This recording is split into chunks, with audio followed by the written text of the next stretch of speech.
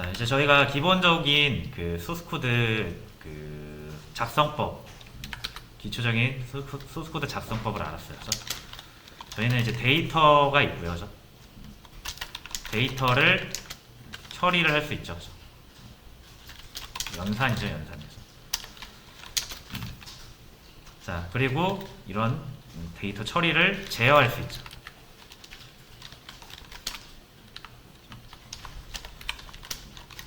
그리고 이런 거를 뭐 어떻게 저장도 할 수 있죠.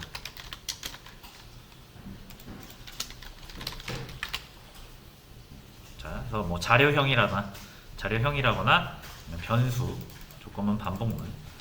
자, 이런 게 이제 기본적인 여러분들이 컴퓨터한테 명령을 시키기 위한 기본 도구들이고요. 자, 요걸로 이제 작성하시는 거예요. 여러분이 하고 싶은 거를. 컴퓨터 프로그램을 만들어 나가시면 되는데, 요거 4개만 있어도 여러분이 원하는 걸 웬만하면 다 만들 수가 있어요. 단 어떤 경우에 한해서냐면 규모가 작은 거에 한해서 만들 수가 있어요. 요것만 가지고. 데이터 저장은 뭐 변수, 데이터는 뭐 자료형, 데이터 연산자, 그죠? 이거는 뭐 조건문 반복문이잖아요, 그죠? 이런 것만 있으면 여러분이 생각하시는 거 다 만들 수 있어요. 다. 단 규모가 작은 거에 한해서라는 조건이 붙어요.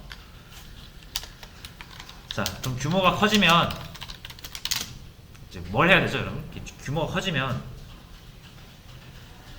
정리정돈이 필요합니다. 정리정돈 안 하면 할 일이 많아질 때 정리정돈 안 하면 이제 막 되게 헷갈리기 시작하고 힘들어져요. 자, 그래서 정리정돈을 한다라는 게 중요해요. 이게 중요하고, 이거를 프로그래밍에서는 구조화한다 이렇게 부르거든요. 그래서 여러분들이 본질적으로 현대 프로그래밍은 소프트웨어가 굉장히 크잖아요. 소프트웨어 규모가 엄청나게 크기 때문에 정리정돈을 어떻게 하냐에 대한 고민이 굉장히 깊고 중요해요. 사실상 개발자가 해야 되는 게 구조화를 잘 해야 돼요. 정리정돈 잘 해야 돼요. 자, 정리정돈을 하기 위해서 필요한 게 뭐가 있냐면, 자, 저희가 연산이 있고 데이터가 있단 말이에요. 그래서 데이터를 구조화해야 되는 경우가 있습니다. 번째로는 이 연산은 사실상 이제 절차죠. 절차를 구조화해야 되는 경우도 있고요. 두 가지를 모두 고려를 해야 됩니다. 자, 그래서 절차를 구조하는 방식은 함수라는 걸로 구조를 하고요. 데이터를 구조하는 방식은 배열.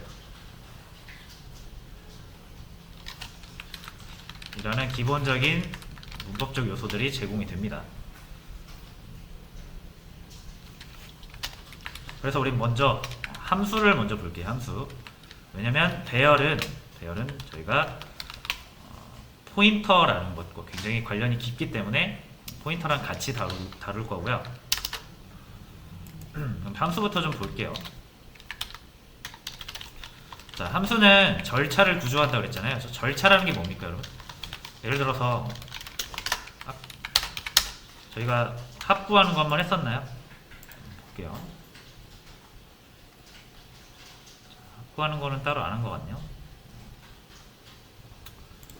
수열 구하는 거 문제 여기서 한번 해보죠.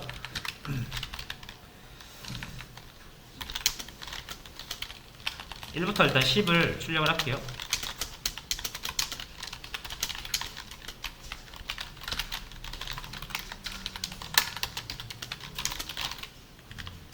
자, 이렇게 해서 1부터 10을 출력을 할 수가 있죠.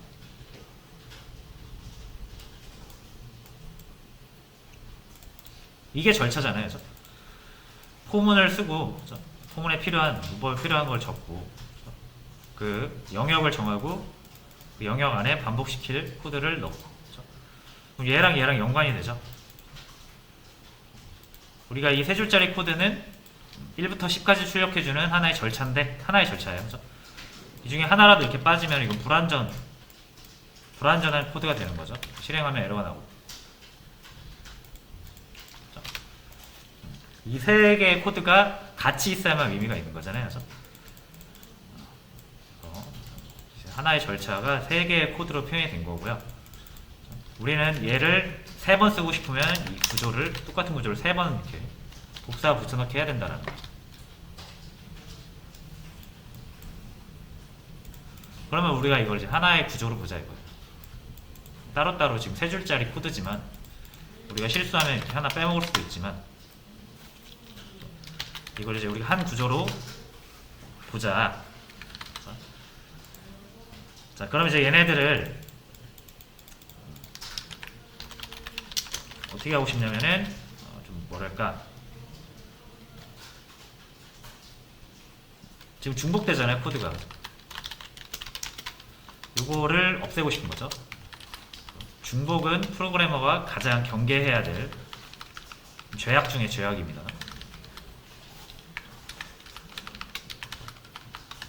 아무런 그런 불편함 없이, 마음에 그런 죄책감 없이 중복 코드를 막 사용하시면 프로그래머로서 이제 창피하게 생각해야 되는 거죠.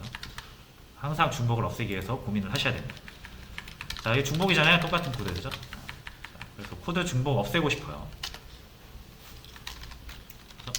그리고 코드를 덩어리로 다루고 싶죠.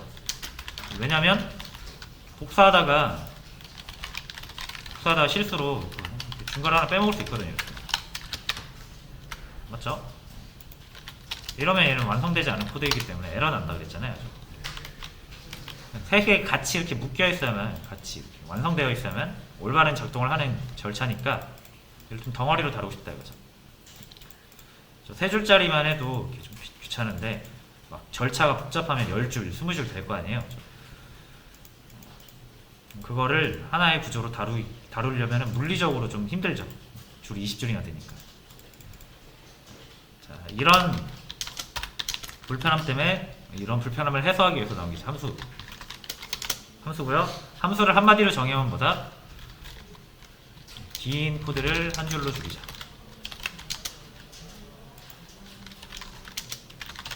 한마디로 줄이자 이거예요.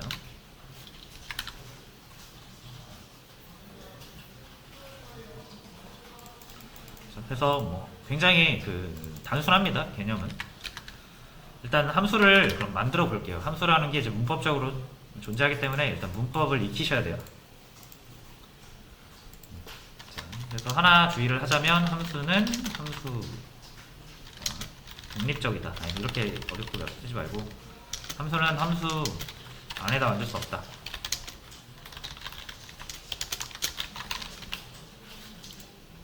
자, 보시면은 함수라는 거를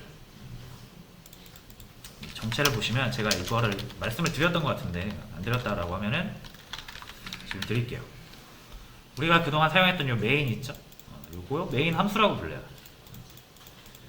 얘가 함수였어요. 그러니까 메인이. 자, 그래서 이 메인 함수 안에다가 함수를 만들 수는 없습니다. 메인 밖에 여기다 만들어야 돼요. 자, 여기다 만들겠습니다. 여기. 자, 함수는 일단 작성법 요래요. void 함수 이름 가로 열고 닫고 중괄호 열고 닫고. 자, 용어 중요하지 않지만 한번 언급을 하고 갈게요. 요거 return type 이라고 부르고요. 함수명 이라고 부르고요. 여기는 4개의 변수라는 게 들어오는 위치인데 없습니다 지금은. 그리고 중괄호 열고 닫히는 이 부분이 body라고 해서 영역이죠 이거 중괄호.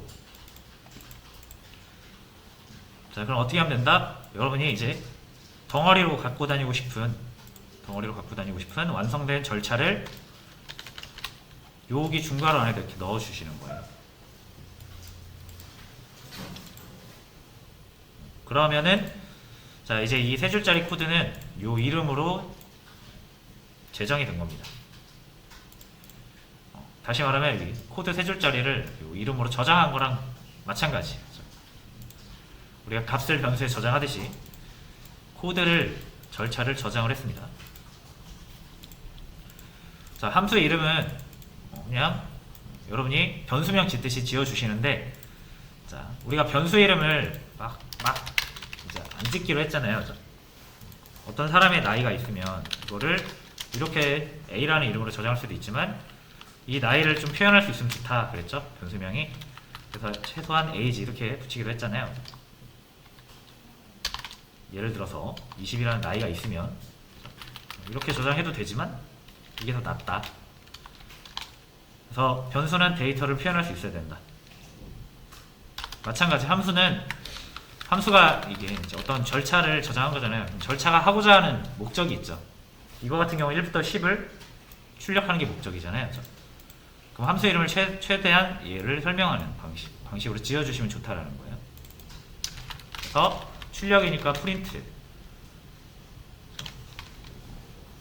1부터 10이니까 1, 2, 10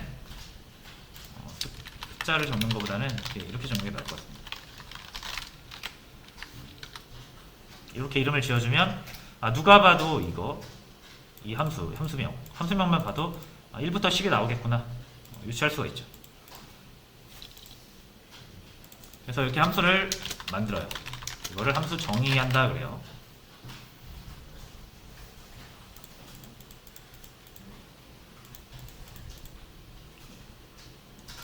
자, 정의해서 함수를 만들었어요. 실행한다고 해서 실행이 될까요? 실행되지 않습니다. 이거 헷갈릴 수 있으니까 다 지워버릴게요. 이거. 자, 실행하면은 아무것도 안 나와요.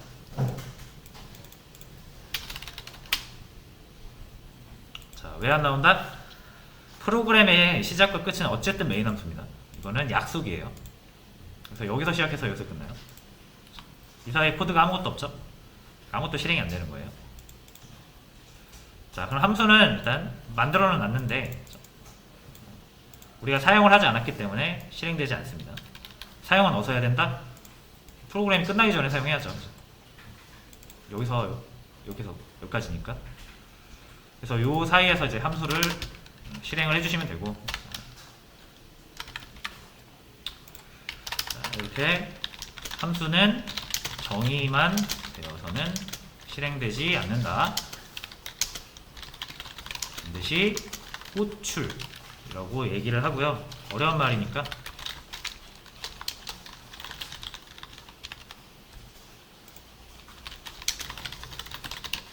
반드시 사용되어야만 실행이 됩니다.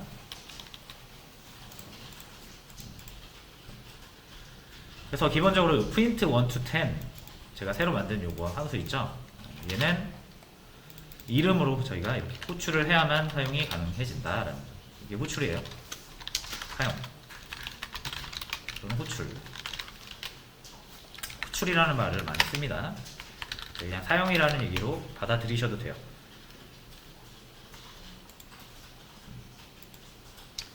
함수 사용하실 때는 요거 변수랑 다르게 소괄호가 꼭 들어간다라는 거 주의해 주시고,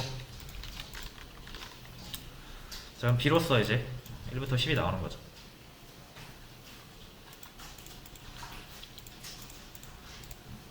됐죠? 자, 3번 쓰고 싶어요. 아까처럼 3번. 이거를 3번 쓰시면 됩니다.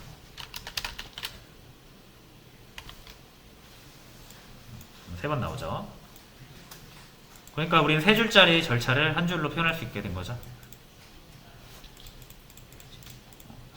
복사 붙여넣기 하기도 편하죠. 한 줄이니까.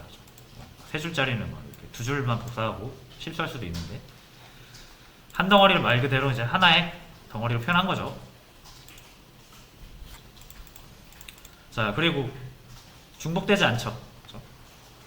이거를 뭐 중복이라고 하진 않습니다. 뭐 똑같은 코드 3줄 쓰이긴 했는데, 이걸 하나의 뭐 어떤 연산 처리 절차가 아니라, 그렇죠? 어떤 이름을 3번 쓴 거잖아요. 그러니까 이거는 중복이 아니에요.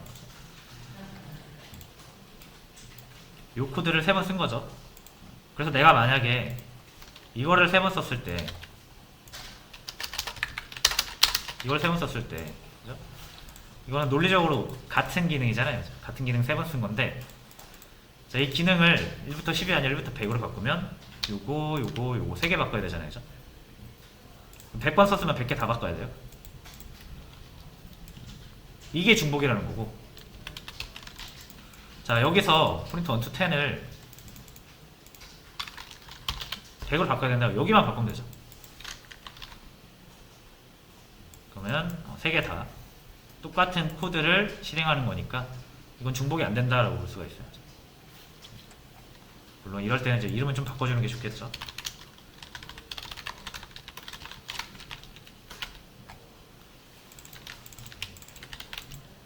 자, 그래서 요 이름 바꾸면 여기 또 이름 바꿔야 된다라는 거는 어쩔 수가 없는데, 그래서 함수 이름도 잘 지어주시는 게 좋아요.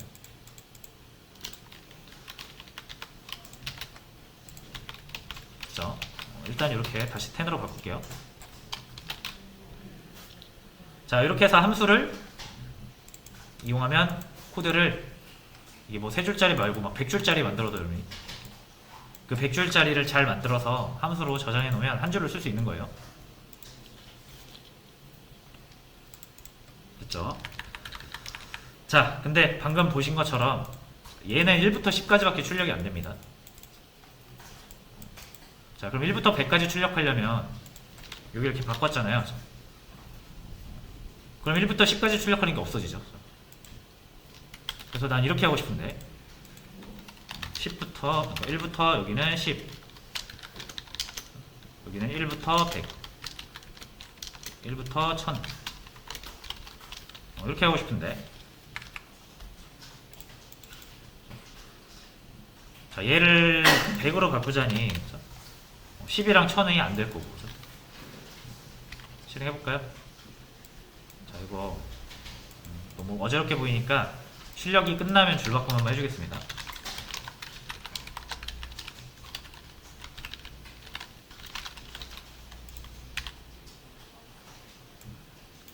셋 다 100으로 나와버리죠. 1부터 100까지. 자, 그렇다고 여기를 그럼 10으로 나타내기 위해서 10으로 바꾸면 셋 다 10으로 바뀌죠. 그죠? 자, 그럼 어떻게 해요? 이거를 3개를 이렇게 만들면 해결은 됩니다만, 그죠? 10, 100, 사우전드.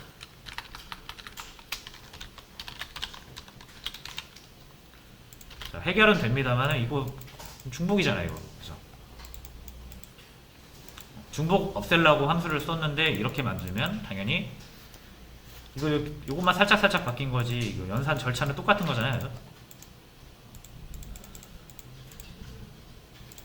자, 이거 코드 중복으로 가야 돼요. 기능을 막 여기서 짝수만 보여주세요 하면은 여기도 if, 여기도 if, 여기도 if 넣어야 돼요. 그죠? 3번 작업하는 거죠. 이것도 중복으로 가야 됩니다. 자, 그래서 이렇게 하시면 안 되겠죠, 당연히.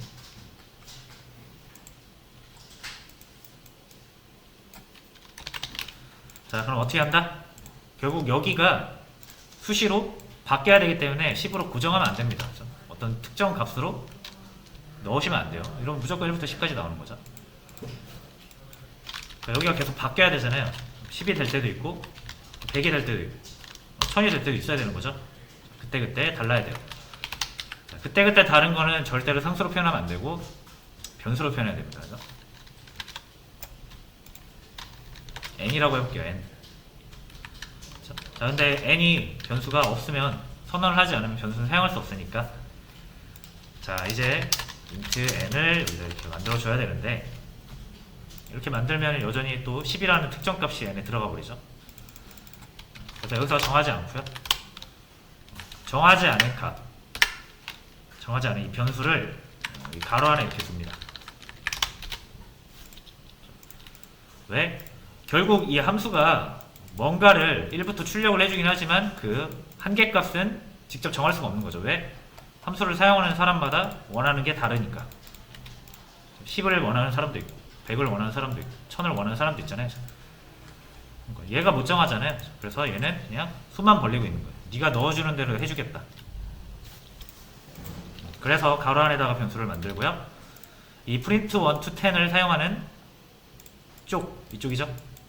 사용, 호출하는 쪽이죠. 이쪽에서 원하는 숫자를 여기다 이제 넣어줘야 돼요. 10을 원하면 10, 100을 원하면 100, 1000을 원하면 1000 이렇게 넣어야 돼요. 자, 그럼 이름도 바뀌어야겠네요. 10이 아니라 n까지니까 1 to n으로 바꾸겠습니다. 자, 그러면 이 함수가 특정 숫자를 표현을 했다가 좀 더 일반적인 방식으로 바뀌었죠. 어떤 숫자든 표현할 수 있게 된 거죠. 그래서 요거를 우리가 뭐 했다? 좀 더 추상적으로 바꿨다 해가지고 추상화라고 하기도 해요. 원래 10까지만 표현할 수 있던 게 어떤 숫자든 표현할 수 있게 됐잖아요.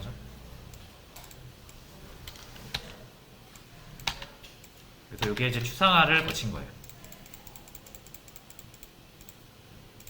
그렇죠? n이 우리가 10을 넣으면 n이 10이고요. 100을 넣으면 n이 100이고 1000을 넣으면 n이 1000이에요. 그래서 어떤 숫자는 이제 처리할 수 있게 된 거죠. 실행을 해보면 첫 번째 건 10까지, 두 번째 건 100까지, 세 번째 거는 1000까지. 자, 그래서 어떤 절차는 동일하되 특정 숫자나 이런 데이터, 미세한 데이터가 달라지면서 우리가 코드를 재활용하지 못하는 경우가 있거든요. 그럴 때는 절차만 재활용하면서 데이터만 우리가 따로따로 싹싹싹 넣어주는 거예요. 그래서 함수가 외부에서 넣어주는 값을 받기 위해 마련하는 변수가 이제 4개의 변수다. 외부에 있는 거를 안으로 갖고 들어온다라고 해서 4개의 변수다라고 하고요. 자, 이제 4개의 변수 나왔죠. 아까 제가 변수 얘기할 때 변수가 저장 역할을 하는 딱 2군데가 있다고 그랬죠? 대입연산자 왼쪽 그리고 4개 변수. 그래서 이 함수 정의하는 부분에서 괄 안에 넣는 변수는 4개 변수이기 때문에 이렇게 하면은 이렇게 해도 되긴 합니다만 이거 이제 저장소 변수라는 의미로 반드시 앞에 자료형을 이렇게 붙여주세요.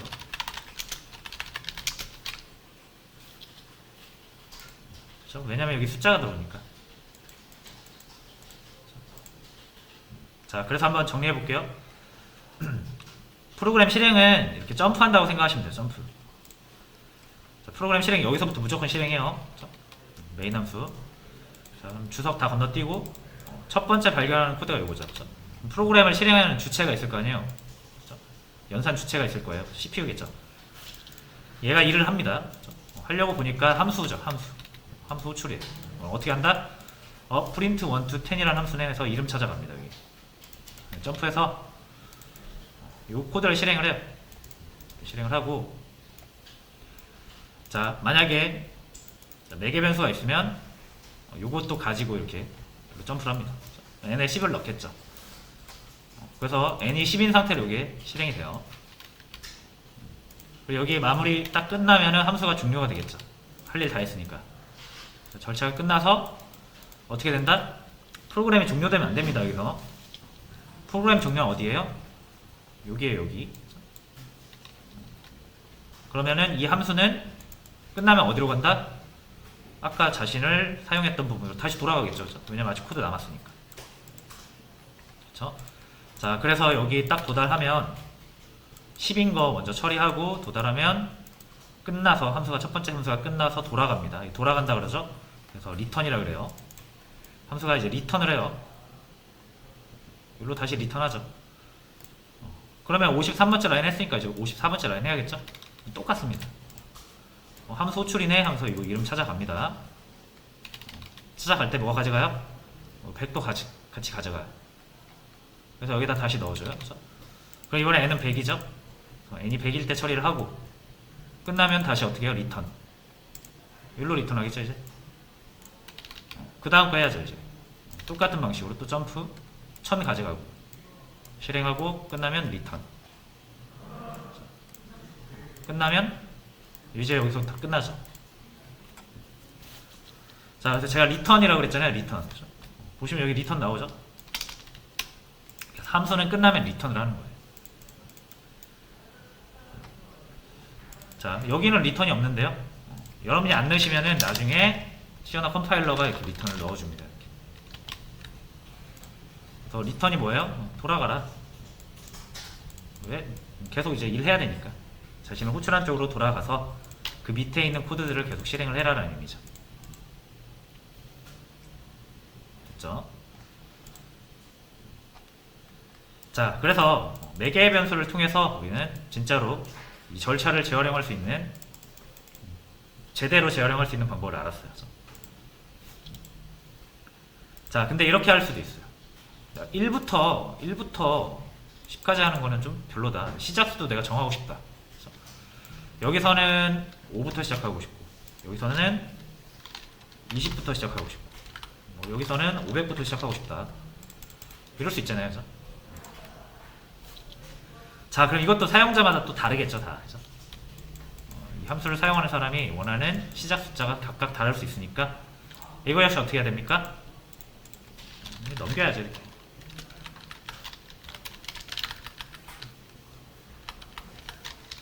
넘겨야죠. 그래서 넘기는 숫자는 여러 개 넘길 수 있어요. 한 개뿐만 아니라 2개, 3개, 4개, 5개 제한 없습니다. 자, 그럼 이렇게 넘기면 당연히 이 함수 입장에서는 2개가 넘으니까 2개 받아야 되잖아요. 그래서 스타트라는 변수 이름 하나 만들어서 컴마를 이용해서 역시 2개를 만들 수 있고요. 순서대로 들어와요. 똑같은 순서로. 여기 5가 앞쪽에 들어오겠죠. 그리고 10이 뒤쪽에 들어오겠죠. 자, 이 녀석들 때문에 좀 번거로우니까 지우겠습니다. 자, 해서 시작이 1로 돼 있는데 이렇게 정해놓지 말고 사용자가 넣어준 걸로, 함수 사용자가 넣어준 걸로 세팅을 해주면 되죠. 이렇게.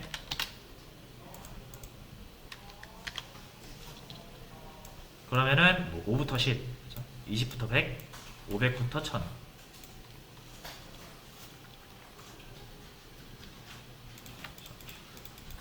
여전히 어떤 시작 숫자부터 끝 숫자까지 반복으로 출력해주는 절차는 바뀌지 않았습니다.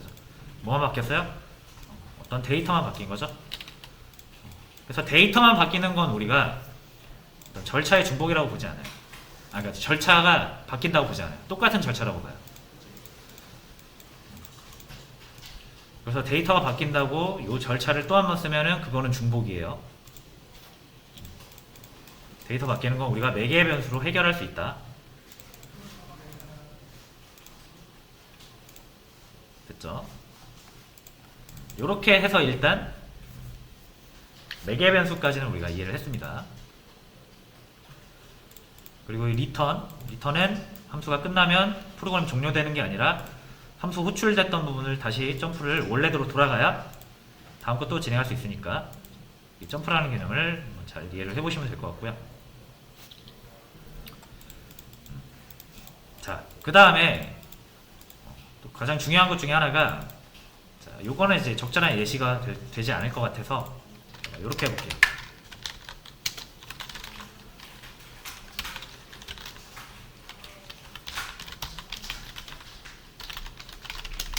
자, 프린트 서클 에어리어. 그래서 서클 에어리어는 원의 넓이 정도로 생각해 주시면 됩니다.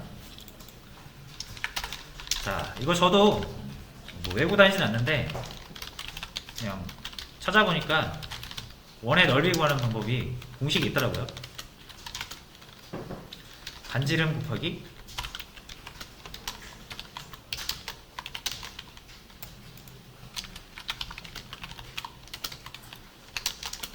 곱하기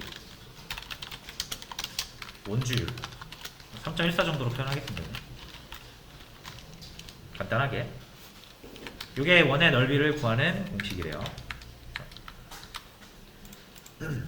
자, 그럼 원의 넓이 예를 들어서 제가 이렇게 3개를 표현해 볼게요. 반지름이 2인 거,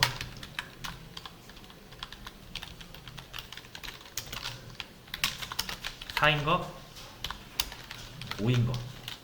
자, 이렇게 반지름이 2, 4, 5인 3개의 원이 있다고 가정하고 얘네들의 원의 넓이를 구하고 싶어요. 프린트 F. 자, 반지름 곱하기 2이죠. 2 곱하기 2 곱하기 3.14 됐죠? 자, 그럼 3.14 들어가면 요거 실수죠. 정수 있다고 해도 실수가 무조건 한번 들어가니까 이 결과는 무조건 얘네가 실수로 형변환해서 실수 결과값이 나오겠죠. 그러니까 F로 출력을 해주시면 됩니다. 그래서 반지름이 2인 원의 넓이 땡땡. 이거 복사해서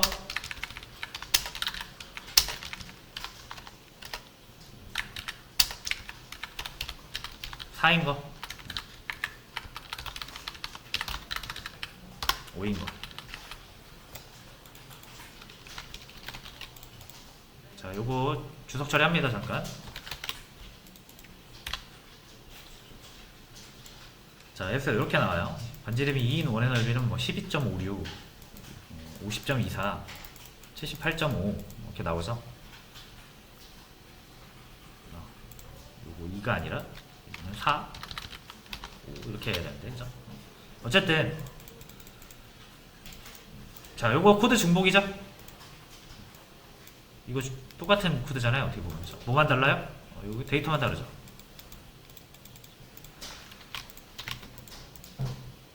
자, 그래서 이런 거 역시 함수로 만들면 재활용할 수 있다라는, 한 줄짜리지만 어쨌든 어떤 데이터를 처리하는 절차잖아요. 그래서 얘를 함수로 만드는 게 더 낫겠다. 이렇게 넣는 거죠. 이거 하나 복사에다가 이렇게 넣어주면 되죠. 그러면 이 서클 에어리아라는 함수는 무조건 반지름이 2인 것만 출력을 하게 되니까 이 부분은 어떻게 해요? 받아주면 되죠. 반지름은 라디우스라고 합니다. 저도 찾아봤는데. 그러면은 요거 요렇게 넣어주면 어떤 반지름이든 넓이를 구해주는 함수가 된 거죠. 그리고 여기도 2가 아니라 %D로 해주시고 라디우스 하나 더 넣어주시면 돼요. 요게 여기 들어가고 요 결과값이 여기 들어갈 테니까.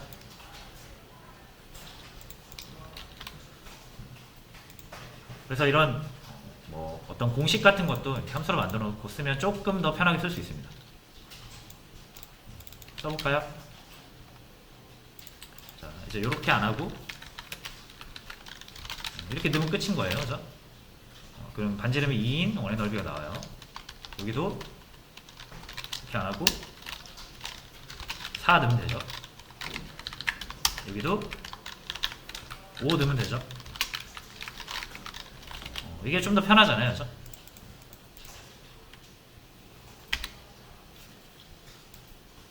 결과는 동일하고요.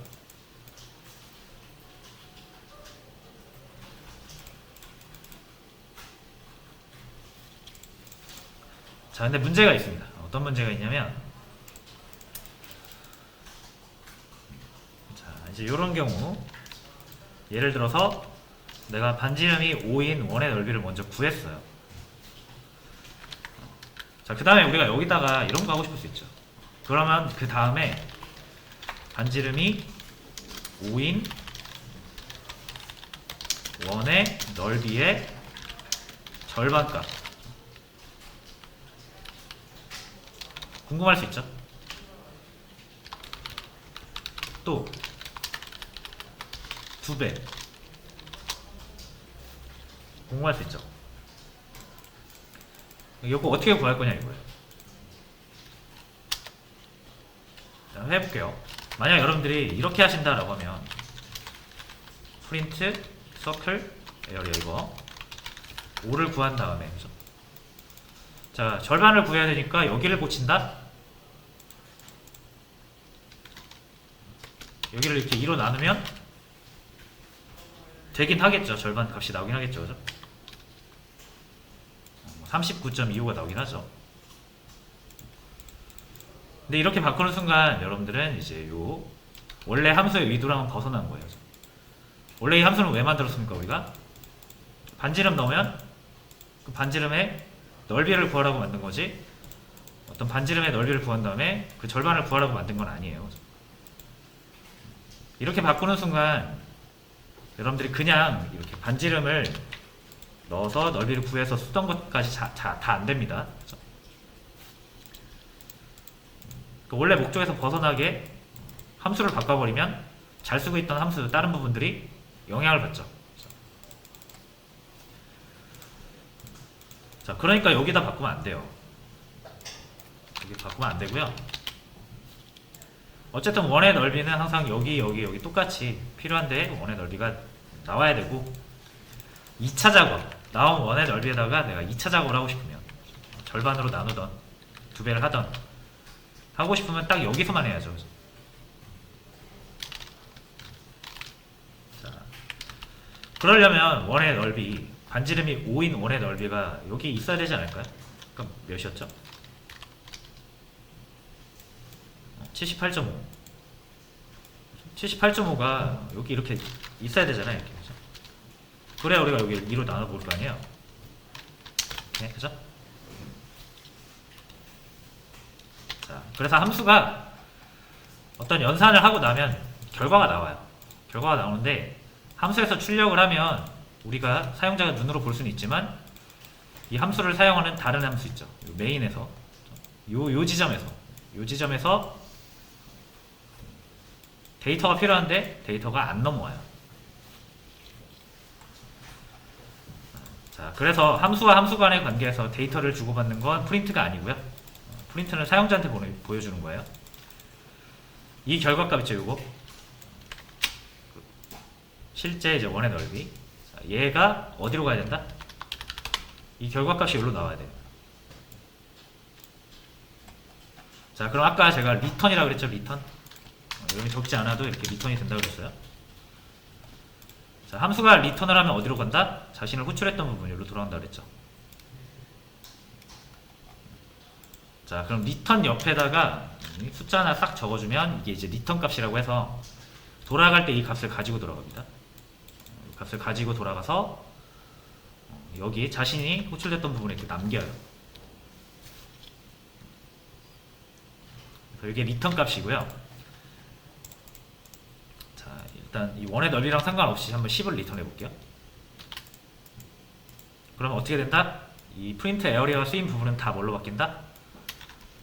다 10으로 바뀌어요. 이렇게 10으로 바뀌어요. 얘도 10으로 바뀝니다.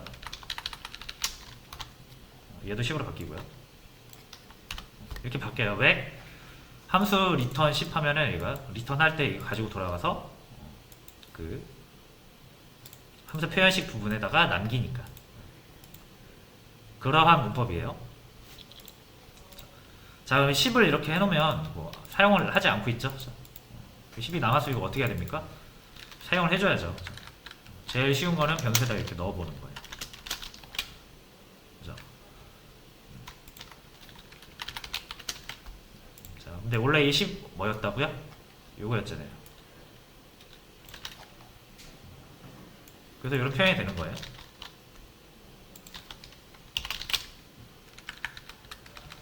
요 10이 원래 있던 표현은 요겁니다. 4의 반지름 4의 원의 넓이. 이것도 R2에서 이렇게 넣을 수 있죠. 자, 인트 말고 플롯으로 할게요. 아까 결론이 실수였으니까. 얘도 마찬가지겠죠. R3 해서 이렇게 넣어주면 돼요. 자, 근데 빨간 줄이 뜨거든요. 자, 왜 그러냐면 이제 여러분들이 A에서 이렇게 10을 넣으면 이 10은 int 10일 수도 있지만 캐릭터 10일 수도 있고 쇼트 10일 수도 있죠. 그렇기 때문에 이 프린트 서클 얘도 10으로 모습을 바꾸는데 그럼 이 10이 int 10일 수도 있고 캐릭터 10일 수도 있고 하잖아요.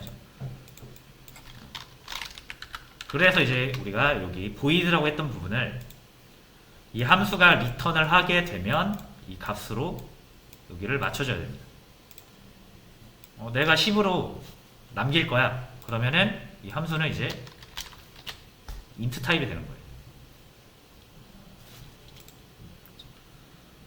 그래서 이렇게 print circle area라는 함수가 나오면 뭘로 봐라? 얘를 int로 봐라. int로 봐라. int로 봐라. 제가 잘못 적었네요. int로 해야 되는데. 그래야 여러분들이 이게 변수를 딱 만들 때 얘가 int니까 int 변수를 만들어야 되겠구나 라는 걸 알 수 있죠.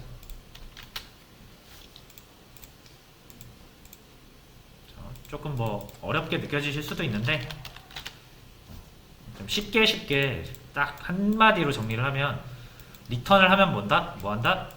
함수가 값으로 바뀐다. 이렇게 생각하시면 됩니다. 리턴 값으로 바뀌어요. 얘는 10이에요. 얘도 10이고 얘도 10이에요.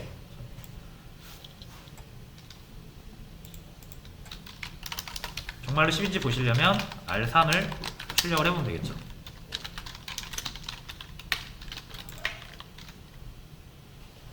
이렇게 10이 나오죠. 자, 제가 여기를 100으로 바꾸면 R3은 뭐가 된다? 100이 되겠죠.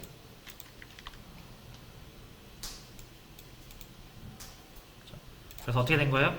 함수에 있는 값이 여기로 넘어왔죠. 그래서 함수와 함수 간에 데이터가 왔다 갔다 할 수 있다.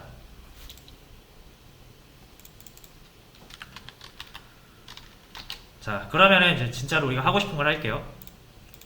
이 함수가 어떤 값을 리턴 옆에다 하면은 함수가 그 값으로 변한다라는 걸 알았어요. 그죠? 그럼 우리 어떻게 할 수 있다? 자, 우리가 구한 원의 넓이를 리턴을 해주는 거죠. 이렇게 3.14가 들어갔기 때문에 이 결과값은 플롯이 됩니다. 실수값. 그러니까 얘도 이제 int가 아니라 플롯이 나온다라는 것을 바꿔서 알려줘야겠죠. 자, 그러면은 여기 사용하고 있는 이 부분은 이제 다 이게 뭐다? 플롯입니다. 플롯. 그러니까 여기도 변수 플롯으로 바꿔주시고.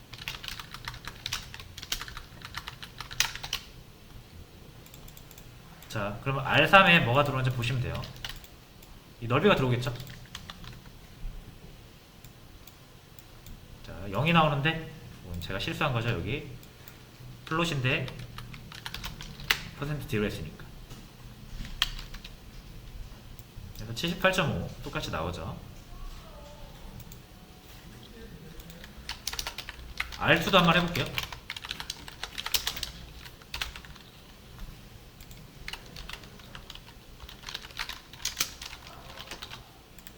자, 4 반지름 4인 원의 넓이는 아까 50.24. 둘 다 잘 나오죠. 자, 그 다음에 우리가 이 반지름 5인 원의 넓이를 절반을 해보고 싶다 이거잖아요. 그렇죠? 여기다 2 나누면 되잖아요. 얘만 2로 나누는 거니까 얘한테는 영향이 없죠. 그래서 39.25를 볼 수가 있는 거죠. 자, 그래서 리턴을 왜 한다?